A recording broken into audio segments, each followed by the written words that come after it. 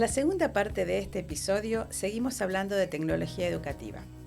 Y para ello nos encontramos con Jessica Sampe, de los colegios Innova School de Perú. Hola Jessica, gracias por acompañarnos. Gracias a ustedes por la invitación y un gusto estar con ustedes y con su público que los sigue. Hola Jessica, nuevamente bienvenida, te saluda Sabrina y ya de lleno nos queremos entrar en el tema de cómo trabajan en las escuelas Innova. Sabemos que el eje de la tecnología es un eje muy importante y transformador, pero me interesa conocer tres aspectos que son fundamentales. Uno, si nos podés contar un poco sobre las metodologías que utilizan en cada nivel educativo, cómo integran en ellas la tecnología y por último, cómo miden, cómo utilizan la medición para analizar los resultados de aprendizaje de los alumnos. Bueno, en Innova Schools, desde que iniciamos con las escuelas de Innova, nosotros teníamos bastante claridad de que los niveles más bajos de la primera infancia, nosotros no usábamos intensamente la tecnología, porque por la edad en la que están los niños de 3, 4 y 5 años, que es donde empieza la escolaridad en Perú, nosotros trabajamos más bien mucho con movimiento, con materiales concretos, todo el desarrollo del lenguaje, ¿no? Entonces, nosotros incorporamos la tecnología entre comillas, digamos, desarrollando estas competencias más de pensamiento matemático desde esos niveles, que son la base y el fundamento con el cual llega también toda la parte más del pensamiento computacional o de la competencia digital, ¿no? Y es a partir de cuarto grado en adelante, que son las edades más o menos de 8 años en adelante, es cuando nosotros usamos la metodología del blended learning. Aquí nosotros tenemos dos grandes espacios, el primero de ellos que nosotros le llamamos el group learning, donde es un espacio donde se privilegia todo el trabajo de desarrollo de las habilidades socioemocionales por medio del trabajo colaborativo y tenemos de fondo y toda la fundamentación del socioconstructivismo. Entonces, es un espacio privilegiado para el desarrollo de este tipo de competencias. Y lo combinamos con espacios de aprendizaje más autónomo, donde nuestros estudiantes usan la tecnología por medio de plataformas adaptativas vinculados a las áreas o a los proyectos que los estudiantes están trabajando en el group learning. Entonces es un complemento por medio del cual los estudiantes no son ajenos a la tecnología, sino más bien lo insertan dentro de lo que están trabajando en grupos, en espacios más colaborativos. Creo que había una Sí. segunda parte de la pregunta, es cómo evaluamos estos espacios. Claro, tal cual. ¿Cómo hacen para medir también el progreso académico de los estudiantes con estas metodologías que aplican? Mira, ahí nosotros tenemos tres niveles de evaluación, básicamente como en todo proceso educativo, la evaluación formativa es muy importante. Por ende, en estos espacios más autónomos de un aprendizaje con estas plataformas adaptativas, buscamos plataformas que realmente tengan información que le brinde al maestro en tiempo real cuál es el avance de los estudiantes en cada una de ellas. El estudiante avanza a su propio ritmo, por ende el maestro tiene información en un dashboard que maneja del aula, quiénes están realmente cumpliendo sus objetivos y quiénes se están rezagando, de tal manera que el maestro pueda acercarse a estos estudiantes que necesitan soporte o apoyo porque no están avanzando en el desarrollo de la meta o del aprendizaje propuesto para la sesión. Entonces aquí, como ves, es una evaluación inmediata, ¿no? El recojo de data inmediata que ayuda al maestro a tomar decisiones durante el proceso de aprendizaje.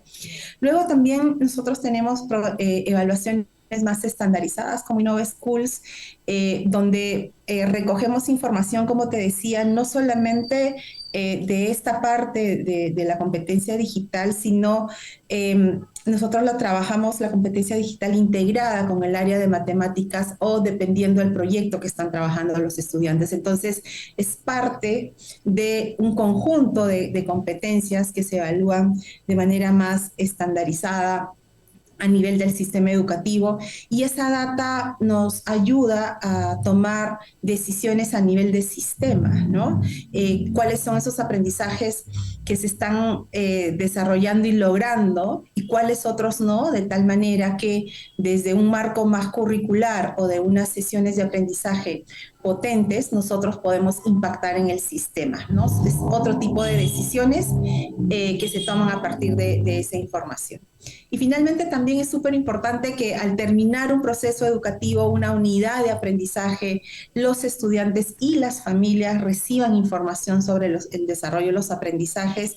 Por ende, también se hacen cortes sumativos, de tal manera que el maestro, la escuela, durante los periodos interbimestrales, ¿no? Entre los periodos curriculares, ellos analicen la información de la sección, de los estudiantes que están trabajando, para que incorporen el próximo periodo educativo todas esas mejoras que está recogiendo de la data de sus estudiantes. Esto es un proceso que nosotros acompañamos a los maestros, porque muchas veces la información, la data se queda en data y no la llegamos a accionar. Y ese es un proceso muy rico que muchas veces creemos que la evaluación termina en la nota. No, termina cuando incorporamos esos resultados, esos análisis de esos resultados realmente en el siguiente periodo de aprendizaje, para focalizar nuestras intervenciones en ciertos grupos o en ciertas áreas que el maestro ve que no ha logrado, no ha tenido los logros que esperaba en el periodo anterior, ¿no? Entonces, es súper importante acompañar a los maestros para hacer este proceso y terminar todo el ciclo de evaluación. Bien, y todo esto que nos decís de acompañar a los docentes nos parece fundamental, y también pensamos qué es lo que pasa, qué competencias requiere un docente para trabajar con todas estas herramientas que ustedes les están dando, porque le dan mucho material, cuando hablas de plataformas de aprendizaje adaptativo, o sea, el docente no solamente tendría que saber manejar y trabajar con contenidos puntuales de su materia, sino que tienen que tener otras habilidades. ¿Cuáles son esas competencias?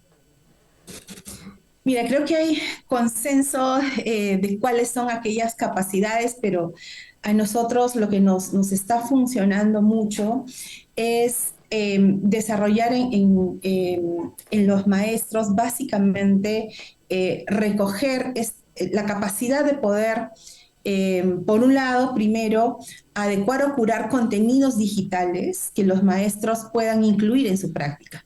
Y esto lo hacemos desde una oficina central, desde el back office, donde identificamos cuáles son estas plataformas, estos recursos que pueden ayudar mejor a los maestros a desarrollar el proceso de aprendizaje, pero también es súper importante que el maestro entienda el sentido de incorporar estas plataformas, de tal manera que no solo se quede con la acción, ¿no? Tengo esta plataforma y la uso, sino cuál es el sentido de incorporar estas plataformas dentro del desarrollo de las sesiones de aprendizaje. Eso no es fácil de lograr. Nosotros tenemos que desde la práctica poder reflexionar con los maestros cómo esto impacta en el aprendizaje, en los estudiantes. Entonces, desarrollar este criterio pedagógico también desde el uso y la curaduría que hay que hacer de las plataformas, ¿no? Porque a veces nos llenamos de recursos digitales cuando en realidad no van a tener el impacto o el sentido pedagógico que nosotros queremos lograr. Entonces, antes de usar cualquier plataforma, recomendamos a los maestros que encuentren este sentido pedagógico. Finalmente, la tecnología, las plataformas son una herramienta más del objetivo que quiere lograr el maestro, ¿no? Entonces, ese es una primera competencia. La otra es la que comentaba hace un momento, es todo este tema de la gestión de la información y de los datos. Eso, si bien está inserto en cualquier proceso de desarrollo, de aprendizaje, es importante, y creo que la tecnología nos ayuda muchísimo, más bien, a tener información en tiempo real, a poder incorporar rápidamente la información, la data, el análisis de los datos que nosotros tenemos acceso con la tecnología para que nos dé retroinformación de cada uno de nuestros estudiantes, además, e intervenir en base a esa información. Como les decía, hay que acompañar, hay que desarrollar esta competencia también en nuestros maestros. Y creo que una tercera súper importante es cómo también integramos esto al proceso de aprendizaje, ¿no? Muchas veces vemos separado lo que es el desarrollo de ciertas competencias separada de las competencias digitales, ¿no? Creemos que son rutas que van en paralelo o en simultáneo, cuando en realidad lo más rico es cuando las integramos, ¿no? Entonces, buscar la implementación de estas estrategias de enseñanza digital asistidas por la AI, integradas al desarrollo de las competencias que nosotros queremos desarrollar en los estudiantes, creo que también es algo que necesitamos y que desarrollamos en nuestros maestros. Bien, bien, interesante, y también pensando cómo tienen que venir preparados esos maestros desde su formación, como para poder adaptarse al trabajo con todas estas herramientas. Creo que para ustedes también es un desafío. Y si pensamos en esto de los desafíos, todos padecimos en realidad la pandemia, y eso impactó de muchas maneras en lo educativo. ¿Qué es lo que pasó con ustedes? ¿Cómo pudieron afrontar ese desafío tan grande? Siento que ya tenían una base importante de desarrollo tecnológico, de habilidades de los docentes, de, digamos, perspectivas en los alumnos. ¿Qué aprendieron y qué pudieron utilizar durante todo ese periodo?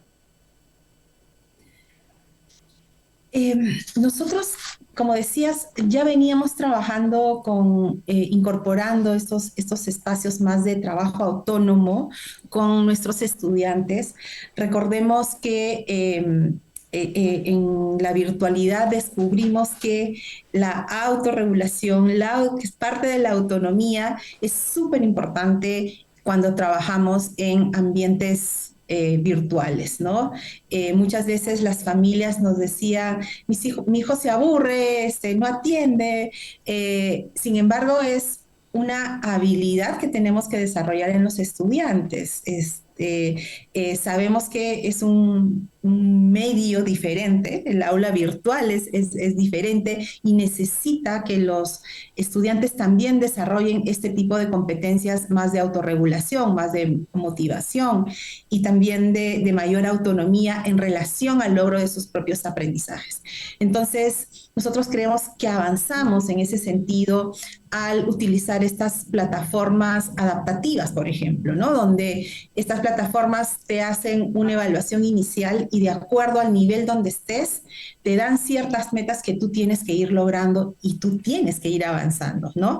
Hay un acompañamiento del profesor, hay una facilitación del maestro para lograr tus objetivos, pero depende mucho de cómo el estudiante también tiene claridad de la meta, sabe cómo lograrla.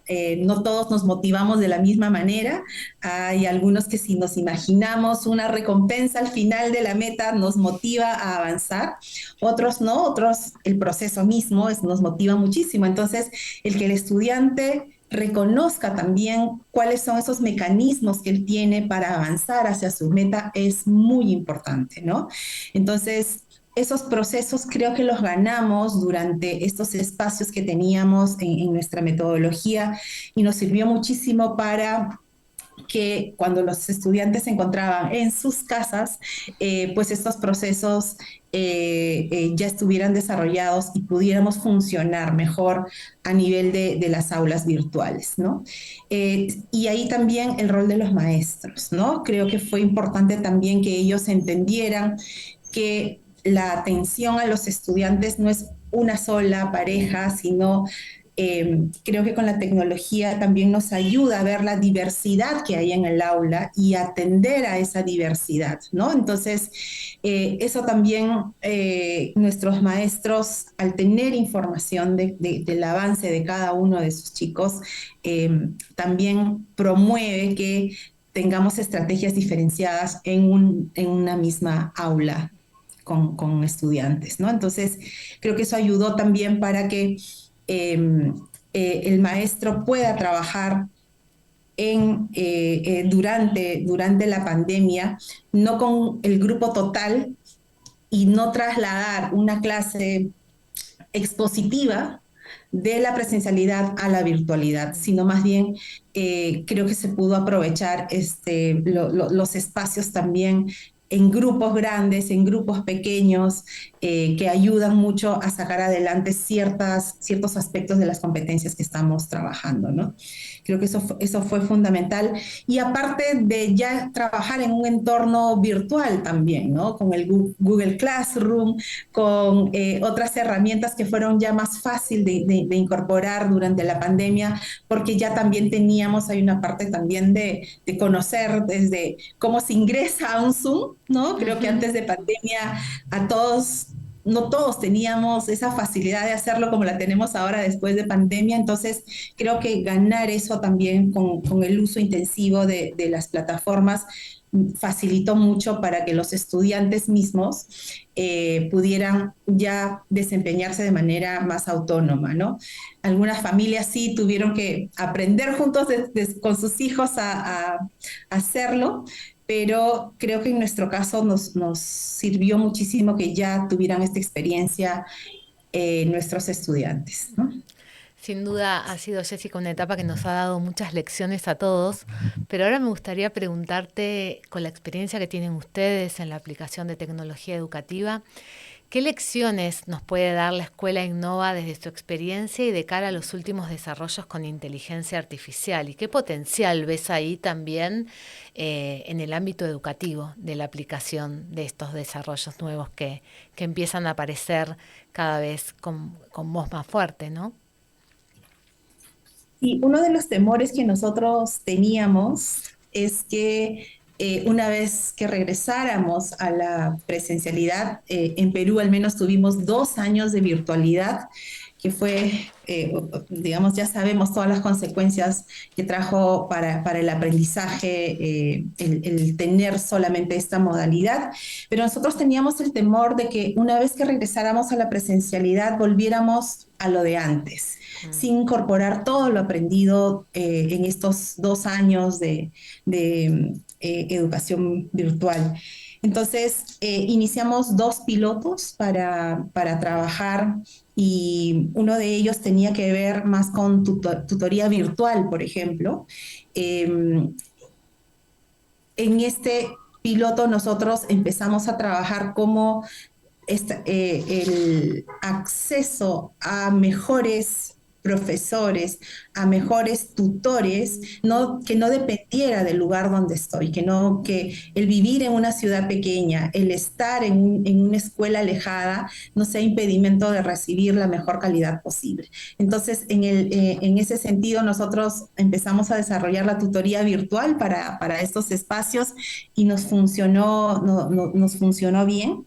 Y por otro lado, también empezamos a trabajar lo que es un modelo más híbrido, ¿no? Ahorita nosotros tenemos un piloto que está funcionando en 5 de nuestras escuelas, donde en el curso de inglés estamos trabajando con un master teacher que trabaja en simultáneo con 5 grupos con 5 aulas diferentes de diferentes escuelas en nuestro país, incluso en diferentes ciudades del país, y tiene una persona que acompaña, un profesor que acompaña en el aula, pero el nivel de este profesor muchas veces es un nivel que en ciudades fuera de la capital generalmente no encontramos con la expertise y el nivel de inglés que nosotros necesitamos. Entonces, aquí esta experiencia que tiene que ver de un profesor empezando a trabajar desde lo virtual, pero acompañados en aulas por otro facilitador del aprendizaje, también estamos piloteando y vemos que nos está dando resultados. El año pasado hicimos un experimento donde los resultados de aprendizaje mejoraron casi un 30%, y este año lo estamos haciendo ya expandido a más escuelas y creemos que podemos usar lo mejor de los dos mundos, de una enseñanza más virtual y toda la parte que no debemos descuidar, sobre todo en educación básica, que es la interacción y toda la parte más de desarrollo socioemocional de nuestros estudiantes. Entonces, hemos tratado de incorporar esta cercanía y estos aprendizajes que ha habido también de los maestros en entornos virtuales para incorporarlo y, como les decía, empezar a usar lo mejor de los dos mundos, de la virtualidad y de la presencialidad, en un modelo más híbrido, ¿no?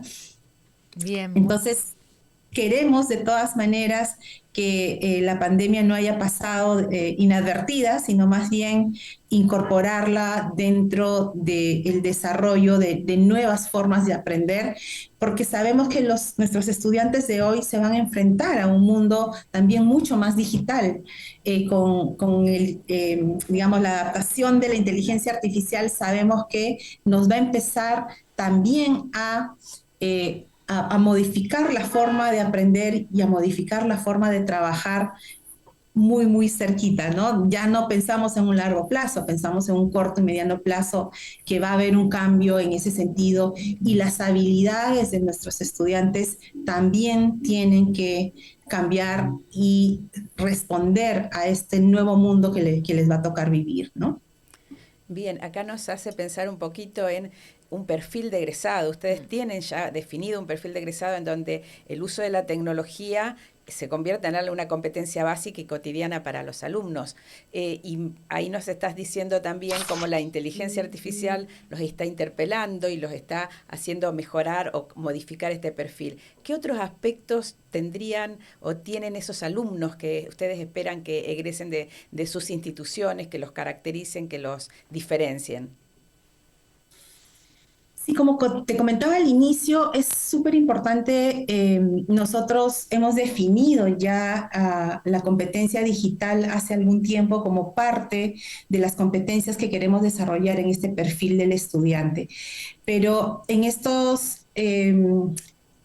integración que hemos tratado de hacer, sobre todo enfocándonos en el pensamiento computacional como parte de esta gran competencia de la competencia digital, es que hemos encontrado que comprender los fundamentos matemáticos nos ayuda a desarrollar mucho más rápido el pensamiento computacional.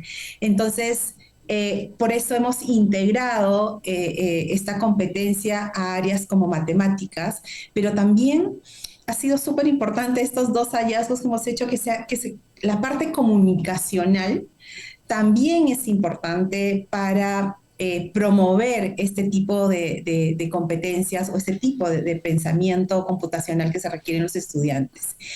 Y por otro lado, el que los chicos vayan descubriendo con mayor confianza el potencial que tienen, porque trabajan su área de matemática y además este pensamiento computacional, se dan cuenta ellos mismos del potencial que tienen para reflexionar, para desarrollar ese potencial computacional que hay en ellos mismos, que no es algo adicional que se tiene que trabajar, sino que está integrado con lo que ellos ya han ido avanzando. Entonces, eso les hace confiar en sus propias habilidades para no solamente ser consumidores de lo digital, sino creadores, que es a donde apuntamos finalmente, ¿no? Entonces, nosotros esta integración lo vemos con una estrategia que nosotros trabajamos, que es la mentalidad de crecimiento, ¿no? Esto de que yo puedo hacerlo porque lo experimento, lo veo y lo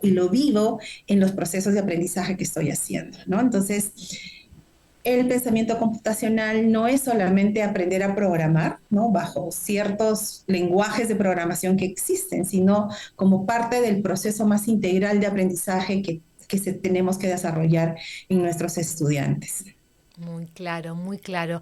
Bueno, hemos llegado al final. Jessica, te queremos agradecer por acompañarnos. Creemos que que tu participación nos ha aportado mucho para reflexionar sobre el rol y el papel clave que juega la tecnología educativa hoy en la educación y sobre todo en esto que mencionabas en el cierre, ¿no? De un perfil de egresado que tenga las habilidades para poder vivir en el mundo que le va a tocar, en este mundo del futuro. Así que, Jessica, muchísimas gracias por acercarnos la experiencia de la red de escuela Innova en Perú, que también lo están haciendo, y felicitaciones también por eso. Muchísimas gracias, un gusto poder compartir estas experiencias que nosotros decimos que todo este cambio que tenemos que hacer en educación lo tenemos que hacer con sentido. Es un cambio progresivo de ir probando aquellas cosas que van funcionando. Nada, creo que no es bueno decir, hasta ahora trabajamos de una manera, hasta hoy así de esta manera, mañana de esta manera. Todo cambio tiene que ser progresivo y es algo también que hemos aprendido a hacer y que venimos haciendo felizmente con buenos resultados. Así es que un gusto poder compartir con ustedes todas nuestras experiencias y creo que el momento en el que estamos de incorporar esta competencia en educación, necesitamos también de mucha colaboración y de conocer lo que hacen los otros en este ámbito para aprender unos de otros, como lo hacen también nuestros estudiantes. Entonces, un gusto poder compartir con ustedes este espacio. Gracias Jessica por todo lo que nos compartís. Para saber más sobre nuestros invitados y especialmente sobre este episodio, te invitamos a visitar nuestra página web www.fundacionsantillana.com, donde además encontrarás cursos, publicaciones, concursos y eventos que realizamos. También podés seguirnos en las redes sociales en español como Fundación Santillana y Fundación Santillana Argentina.